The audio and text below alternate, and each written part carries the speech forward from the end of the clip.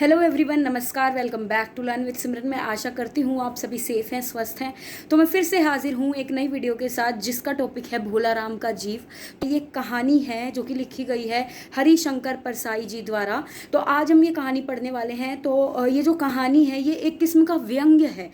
एक भोला राम नाम का व्यक्ति होता है जो कुछ 60-65 साल का होता है। तो वो रिटायर आ गया होता है, और उसके रिटायर आने के 5 साल बाद तक भी जो है उसको उनकी पेंशन नहीं मिलती है, 5 साल तक भी। लेकिन उस समय पर क्या होता है, 5 साल के बाद जो है भोला राम जी की मृत्यु हो जाती है। तो जब उनको यमदूत उनको लेने के लिए आते हैं। ठीक है, भोला राम को लेने के लिए कौन आते हैं? यमदूत आते हैं ऊपर से कि भाई चलो हमारे साथ तुम्हारी मृत्यु हो गई। फिर ऊपर जाके डिसाइड होता है कि आप स्वर्ग में जाओगे या नरक में जाओगे। तो जब वो उसको लेने के लिए आते हैं तब उनको चकमा दे करके जो है भोला राम वहां से गायब हो जाते हैं। ठीक है, वो भोला राम जी जो है अपनी जो उनकी फाइल होती है ना, जो उनकी रिटायरमेंट होने के बाद जो उनकी पेंशन की फाइल थी, उस पेंशन की फाइल की जितनी उन्होंने दरख्वास्तें भेजी हुई थी कि मेरी पेंशन शुरू कर दो, तो उन दरख्वास्तों की जो फाइल होती है उस फाइल के अंदर जो है भोला राम का जो जीव है, उनकी जो आत्मा है वो जाके छुप जाती है। ठीक है, अब आत्मा गायब हो गई तो अब जो धर्मराज है ऊपर वो कहते हैं कि आत्मा को ढूंढ के लाओ, कैसे भी ढूंढ के लाओ। तो इस काम के लिए जो है नारद मुनि आते हैं, और नारद मुनि कहते हैं कि मैं पृथ्वी पर जाऊंगा और मैं भोला राम के जो है जीव को लेकर के आऊंगा। तो व्यंग्य जो हमारा शुरू होता है, तो जब वो उनका घर का पता पूछते हैं, तो उनका जब वो घर का पता पूछते हैं तो उनको चित्रगुप्त जी बताते हैं कि वो तो किराए के मकान पर रहते थे और 1 साल से उन्होंने अपना किराया भी नहीं दिया था, और अगर उनका वास्तविक मालिक हुआ, मकान मालिक वास्तविक हुआ, तो उसने तो अभी तक उनको घर से निकाल भी दिया होगा। अब यहाँ पे व्यंग्य क्या है? वास्तविक मकान मालिक। वास्तविक मकान मालिक यानी कि हमारे समाज में क्या हो रहा है कि जो लोग हैं वो धोखाधड़ी से एक दूसरे के घर को जो है कब्जा रहे हैं, उनको हड़प रहे हैं। तो इन्होंने क्या व्यंग्य किया है यहाँ पे कि भारतवर्ष के अंदर, ठीक है, हमारे आज के समाज के अंदर जो है घूसखोरी वगैरह तो हो रही है, वो हम आगे पढ़ेंगे। लेकिन उससे पहले इन्होंने बताया कि किस प्रकार से जो है पृथ्वी के ऊपर भूमाफिया फैला हुआ है, यानी भू यानी धरती और माफिया यानी गैंगबाजी जो होती है, कि धरती को भी जो है हड़प रहे हैं लोग, धोखे से मकानों को कब्जा रहे हैं। ठीक है, ये बात बताते हैं। तो फिर नारद जी जाते हैं धरती पर और वो देखते हैं तो घर पर तो है उसके जीव नहीं मिलता भोला राम का। फिर उसके बाद वो नारद जी हैं, वो जो सरकारी कर्मचारियों का ऑफिस होता है उस ऑफिस में जाते हैं। किस लिए उस ऑफिस में जाते हैं? वो भोला राम की फाइल को देखने के लिए। ठीक है, तो वो जाते हैं। तो जब वो जाते हैं तो सबसे पहले उनको क्या दिखाई देता है कि एक जो है दफ्तर में एक कर्मचारी बैठा हुआ है। वो उससे कहते हैं कि भाई भोला राम की फाइल कहाँ है, मुझे उसकी फाइल देखनी है और उसकी दरख्वास्त देखनी है मेरे को। तो जो कर्मचारी होता है नारद जी को बोलते हैं, और फिर वो कहते हैं कि अब दूसरे कर्मचारी के पास जाओ, दूसरा कहता है तीसरे के पास। ऐसे करते करते जो है वो घुमाए जाते हैं नारद जी को। मतलब कि सरकारी ऑफिस में किसी भी अगर कोई आदमी है, कोई सीधा साधा आदमी है, उसका डायरेक्ट काम नहीं होता है, उसको ऐसे ही घुमाया जाता है कि आज उस ऑफिस में जाओ, कल उस ऑफिस में जाए। यानी कि जो सीधे साधे भोले भाले व्यक्ति होते हैं उनकी जो स्थिति है सरकारी ऑफिस में, वो काफ़ी दयनीय स्थिति हमें यहाँ पे दर्शाई गई है। उसके बाद उनको एक जो है वहाँ पे एक पियन होता है, वो पियन दिखाई देता है। ठीक है, एक चाकर होता है, वो कहता है कि अरे साधु जी, आपको तो ये ऐसे ही घुमाते रहेंगे, आप डायरेक्ट जो है बड़े अफसर के पास चले जाइए और बड़े अफसर से आप डायरेक्ट बात कर लीजिए। तो वो पूछता है कि ऑफिस कहाँ है बड़े अफसर का? तो वो बताता है कि उस तरफ आप जाओ।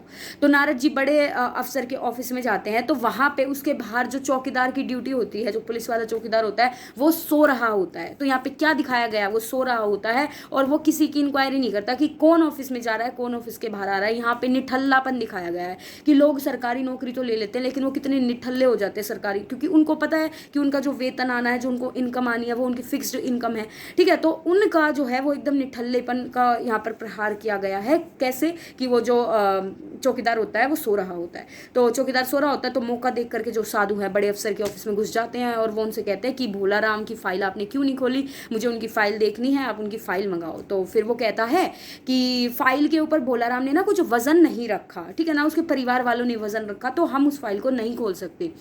तो अब जो है नारद मुनि कहते हैं कि क्या वजन? वजन से मैं समझा नहीं। बोला कि वजन तो आपकी वीणा में भी काफ़ी अच्छा दिखाई देता है। नारद मुनि वीणा रखते हैं ना अपनी बजाने वाली, तो कहते हैं वजन तो आपकी वीणा में भी काफ़ी अच्छा दिखाई देता है, और मेरी जो बेटी है वो संगीतकार बनना चाहती है, और आपकी वीणा तो वैसे भी साधु की वीणा है, तो आशीर्वाद भी मिलेगा, तो आप अपनी वीणा रख दो वजन में। यानी कि वो खुले आम रिश्वतखोरी मांग रहे हैं सरकारी ऑफिस के अंदर, सरकारी दफ्तर के अंदर खुले आम जो अवैध चीज़ होती है, वैध दफ्तर में अवैध चीज हो रही है, क्या? रिश्वतखोरी। और वो रिश्वतखोरी सिर्फ पैसों के रूप में नहीं है, पैसों रुपयों के रूप में नहीं है, वो अपने घर वालों के लिए जो कीमती सामान है उसके लिए भी रिश्वतखोरी। उन्होंने अपनी बेटी के लिए लिया ना वीणा, तो ये क्या एग्जाम्पल है कि जो रिश्वतखोरी होती है, पहली बात तो कि वैध दफ्तर में अवैध काम हो रहे हैं। दूसरी चीज, जो रिश्वत ली जा रही है वो खुले आम ली जा रही है, मुंह से मांग करके ली जा रही है। तीसरी चीज, अब जो वो रिश्वतखोरी है वो सिर्फ पैसे के रूप में नहीं है, वो सिर्फ मुद्रा के रूप में नहीं है, वो घर वालों के लिए जो सामान होता है उसके रूप में भी ली जा रही है। ठीक है, 3 पॉइंट्स क्लियर। अब वो अपना जो है वीणा उस पर रख देते हैं और वो फिर उस फाइल को मंगा लेते हैं, वो जो अफसर होते हैं। तो फाइल आ गई, तो जब वो फाइल को खोलते हैं तो वो बोलते हैं, फाइल को खोलते ही उनको वहां पे दिखता है भोला राम का जीव है।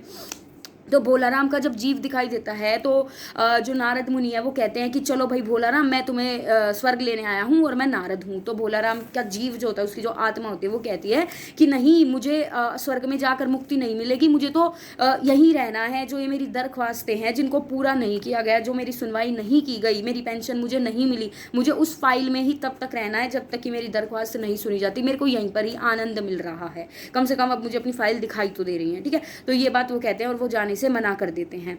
तो देखो, हमारे देश के अंदर जो है अनेक गरीब लोग हैं, बहुत सारे असहाय लोग हैं, ठीक है, भोले भाले लोग हैं, जो कि इस भ्रष्टाचार रूपी जो जाल है उसके अंदर फंस कर रह जाते हैं और फंस जाते हैं, और उनकी मरने के बाद भी मुक्ति नहीं होती। जैसे भोला राम की मुक्ति मरने के इतने दिन बाद भी नहीं हुई है। क्यों? क्योंकि वो भ्रष्टाचार के जाल में फंसा हुआ है।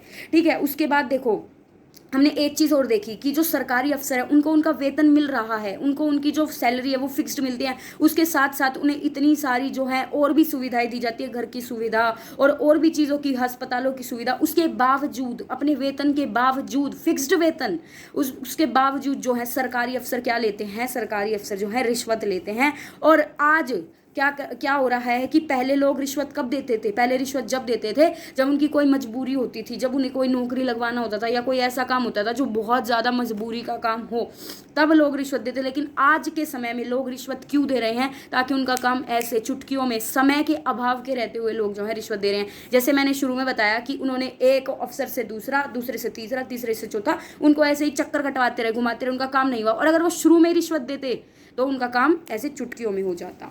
ठीक है, उसके बाद इन्होंने बताया कि जो हमारे देश की सामाजिक और जो प्रशासनिक व्यवस्था है, ठीक है, जो हमारा जो सरकारी तंत्र है वो कितना अव्यवस्थित है और वो कितनी अच्छे तरीके से जो है असफल होता हुआ हम सबको नजर आ रहा है, और हम कुछ भी नहीं कर पाते। हम जो सीधे साधे लोग होते हैं वो इस जाल में जो है फंस कर रह जाते हैं।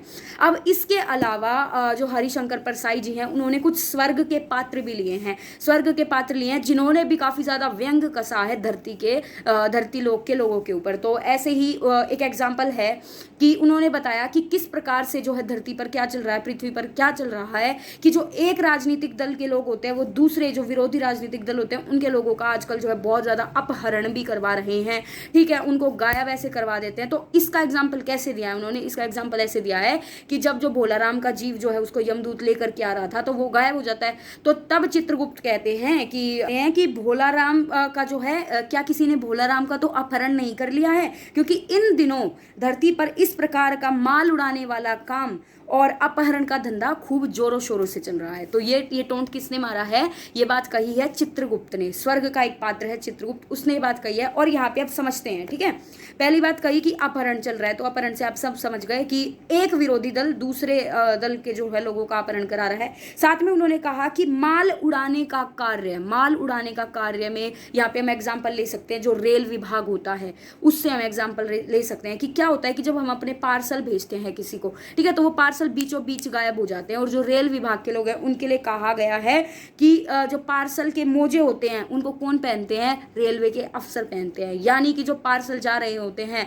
तो उनके अंदर जो है क्या करके, धोखा कर करके उन पार्सल्स को ले लेते हैं और फिर उनका इस्तेमाल कौन करते हैं? वो जो अफसर होते हैं वो इनका जो है फायदा उठाते हैं। साथ ही साथ उन्होंने बताया कि जो मालगाड़ी के डब्बे होते हैं, मालगाड़ी के डब्बे रास्ते में ही जो है डब्बे के डब्बे पूरे खाली हो जाते हैं, उनकी चोरी जो है कर ली जाती है।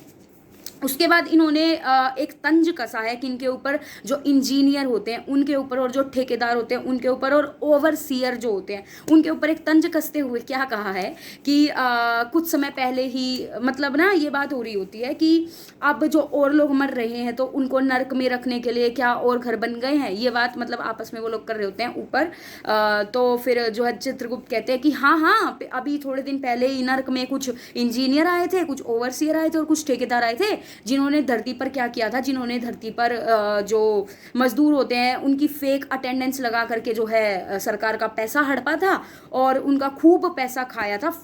5 वर्षीय जो योजना होती है, 5 ईयर प्लान, उसके अंडर जो है उसके दौरान काम करते हुए जो इंजीनियर होते हैं उन्होंने और ठेकेदारों ने खूब ऊपर का पैसा कमाया था। तो वो लोग कहाँ गए हैं, वो लोग नर्क में गए हैं। तो यहाँ पे इस बात की पुष्टि की जा सकती है कि जो भ्रष्ट लोग होते हैं उनका स्थान कहाँ होता है, उनका स्थान होता है नर्क के अंदर। ठीक है, तो ये कुछ चीजें थी जो इस कहानी में हमें बताई गई है हरिशंकर परसाई जी द्वारा व्यंग्य कसते हुए। ठीक है, तो अब देखो, अब ये पूरा चैप्टर हमारा खत्म हो गया। अब थोड़ा सा कंक्लूड कर लेते हैं, इसकी थोड़ी सी मूल संवेदा समझ लेते हैं। देखो, पहली बात तो जो धरती है उसके ऊपर जो है भ्रष्टाचार खूब फैला हुआ है, निठल्लापन खूब फैला हुआ है। ठीक है, भोले भाले जो लोग हैं उनको जो है भ्रष्टाचार के जाल में फंसाया जा रहा है, और जो उनकी मुक्ति है, मरने के बाद भी उनकी मुक्ति इस कारण नहीं हो पाती है। और वैध दफ्तरों में अवैध काम खुले आम हो रहे हैं, जैसे रिश्वत लेना।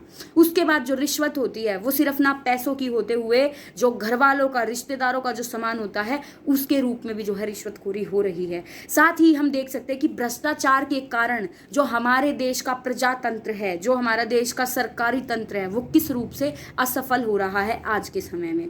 उसके साथ साथ जो ईमानदार लोग हैं वो भ्रष्टाचार के जाल में फंसते जा रहे हैं। ठीक है, सरकारी तंत्र की अव्यवस्था पर जो है प्रहार किया गया है कि जो भ्रष्टाचार है वो सर्वव्याप्त हो चुका, मतलब हर जगह जो है वो भ्रष्टाचार आज के समय में फैल चुका है। और जो आम आदमी है उसकी स्थिति काफ़ी दयनीय है, उसकी स्थिति हो चुकी है, काफ़ी दया आती है आम आदमी को देखकर आज के समय में। तो ये थी हमारी कहानी भोला राम का जीव। मैं आशा करती हूँ आपको क्लियर हुई होगी। Thank you so much for watching. Please like, share और कमेंट करके जाएँ आपको कैसी समझ आई, कैसी लगी ये video. Thank you so much for watching.